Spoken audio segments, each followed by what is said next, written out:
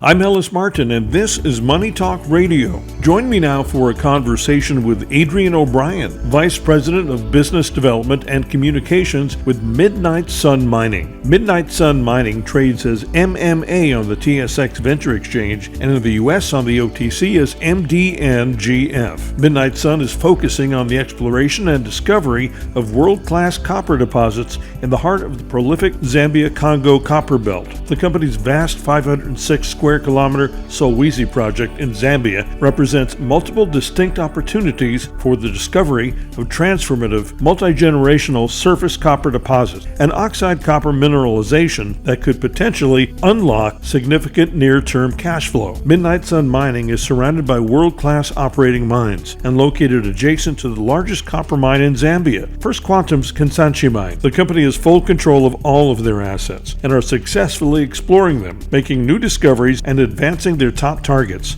And now, Midnight Sun is executing their plan to further explore the discoveries they've already made systematically across the extent of their property. Mr. O'Brien is a senior executive with over 25 years of experience in the mining and exploration sector. He has served in roles from investor relations to CEO and has been involved in projects spanning the continuum from grassroots discovery to development, mine build, and operations. Adrian, welcome to the program. It's great to visit with you today, my old friend. Yes, glad to be back, Ellis. It's been far too long. Many years. You're with Midnight Sun Mining. You've got a project in Zambia, and according to a release that came out just a few weeks ago, massive copper grade, 10% copper, 5% copper, 3% copper, 4% copper in Zambia. This is just what we want to see right now. Absolutely. Absolutely. And that's only one component of this story. This is a very, very unique situation where we actually have the opportunity for near-term production and the potential for very significant cash flow if we're successful on that front. And at the same time, huge exploration potential across a very large project in what I would argue is probably the top spot on the planet today for copper discovery. It's an area called the Domes region of Zambia. So very, very cool. But yeah, as you said, some nice high-grade intercepts and certainly speak to the quality of this whole thing. So the size of the land package is well over 500 square kilometers, am I right? That is exactly correct. You said you're near production. What does that mean? So there's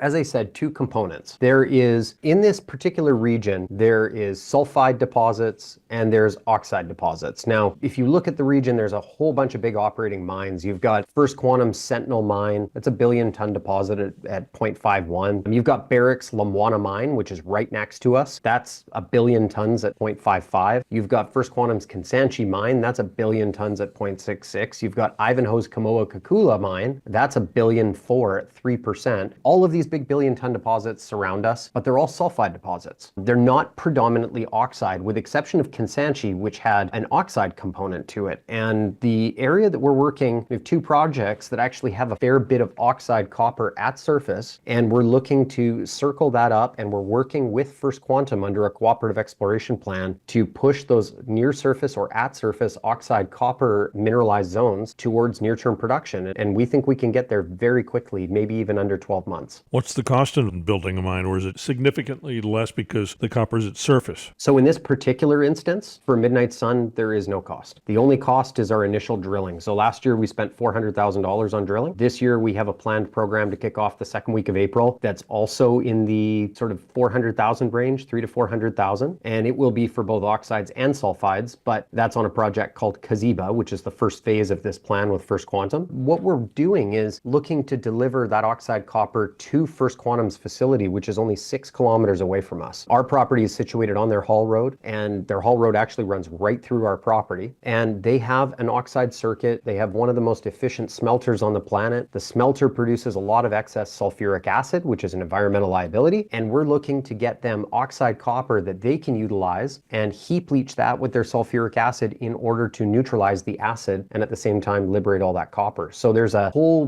business plan around that we are hoping will be successful. That would be a big help to First Quantum, and of course we want to be there to do that for them, and of course unlock near-term cash flow for ourselves. So for you, for a junior mining company, you could be one of the cheapest, most inexpensive copper producers on the planet, from what I'm gathering. Is that correct too? That is correct. If we're successful, this is a zero capex situation for Midnight Sun. That's incredible. I'm going to bring up Al Fabreau, your CEO. He's been around the business for a long time. I believe I saw him recently in an old Murray Pessa documentary. That documentary floats around and it's an absolute classic. Yeah, I think it was shot for CBC up here in Canada or something back in the early or mid 1980s, something like that. I think you're right. So the team is everything, and selecting the right property is everything too, because you can have grade and it could be impossible to get it out of the ground. Weather conditions, terrain, politics, all that. Speak to your experience in Zambia. Zambia is a phenomenal jurisdiction. So one of the unique scenarios for us is, and I think it's a first stop for any explorer, for any mining company. I mean, you want to operate in jurisdictions where you're not going to run into all kinds of negatives right out of the chute. You're not going to run into a lot of problems. And certainly Zambia is a top tier jurisdiction. When you look at the African landscape, as far as African countries to work in, they really don't get any easier than Zambia. Namibia is also a very, very top tier jurisdiction. But when you're looking at these kinds of places, what you're looking for is stable government. You're looking for supportive government. Are they democratically elected? Is there a mining act in place? What's the history of mining? How much of their export earnings are coming from mining related things? In the case of Zambia, all of those apply. Democratically elected government, totally pro-mining government. The current president, HH, has now openly spoken about the fact that he'd like to raise Zambia up higher into the copper output rankings globally. He wants Zambia to be in the top 3. I think currently they're probably sitting somewhere between 6th and 10th place globally, despite the fact that they have one of the top jurisdictions on the planet and all big operators are there. So you've got the right jurisdiction from that perspective. 75% of their export earnings are copper. Literally 75% of their export earnings are copper. There's not many countries you can say that about. It is a completely mining-centric nation, and that's what you're looking for. You want places that are going to be supportive of the projects that are being developed there. And taking that a step further, as I mentioned, democratically elected government, that's key. There's no unrest. There's nothing difficult going on there. It's a great place to work and operate. And they have a proper mining act in place. So it's governed very much the way it would be in a lot of other places. You don't have to give up a part of your project. If you look at our project, it's completely controlled by Midnight Sun. We don't have any percentages given away to the government. We don't have any royalties. There's no encumbrances across the project. Like, these are all the things that get in the way as you're moving a great project forward. And in our case, none of those apply. This is a good place to operate. And as I always like to say, whenever I'm speaking about the project or presenting, I always say, look, this is a jurisdiction where if you find it, you can build it. And that is why it's attracting all of the majors, and pretty much every major player in the copper space is in the region right now, either with a project or looking for one to get a hold of. With that kind of land package, are you going to explore and develop all of it, which I think would be basically impossible given the years left in everybody's lives? Or are you going to be a project incubator of sorts and JV out some of that land? I do like the way you look at things.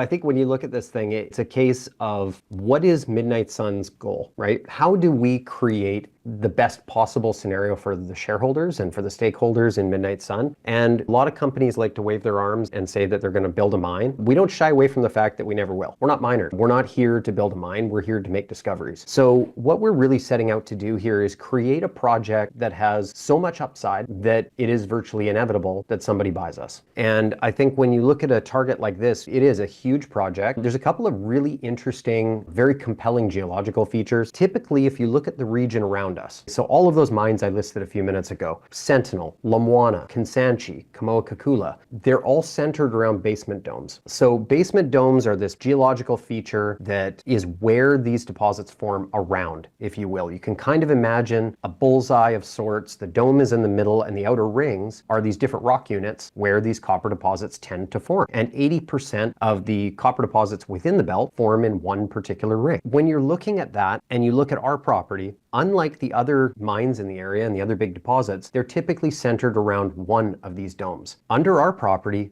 there's 3 of them. And because there's 3, we have 4 unique geological systems on our project. That's what makes Midnight Sun's property stand out right away, is that we all of a sudden have 4 unique opportunities to go and make a discovery of one of these big billion-ton domes deposits. So when you're looking at that, it goes back to exactly what you said. How do you look at this giant project with these 4 huge opportunities, and both from a capital perspective and just a simple, how many years do you have in your life and how much time do you actually have perspective? How do you attack it? Our strategy was to take bites out of the best pieces, show that the mineralization's there, show critical mass, but make it very clear from day one, this is going to be an M&A opportunity at some point. And so if we can show that the oxide copper is valuable, if we can show that there's cash flow, if we can get this thing to the finish line with First Quantum to where we actually get cash flow and a significant percentage of that, it adds to the bigger picture. It also de-risks the whole thing, and it also creates a mechanism for us to go out and finance all of our development without undue dilution. But at the end of the day, it's about doing enough work to prove critical mass on the various targets, and we kind of have a ranking of the targets. So we have Dumbwa, which is an absolutely fantastic geological target, if you will. I guess it's a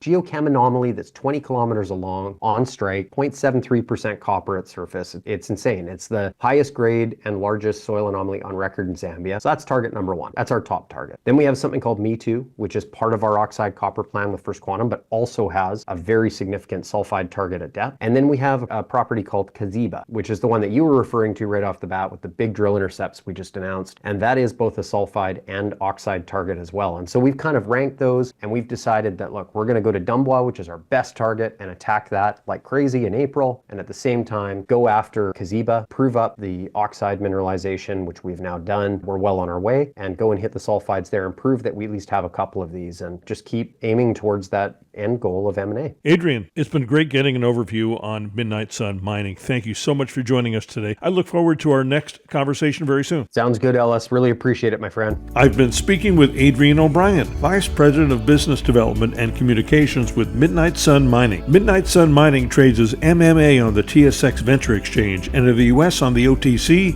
as MDNGF. Find the company at midnightsunmining.com. Do your own research and make your own decision. For Money Talk Radio, I'm Ellis Martin.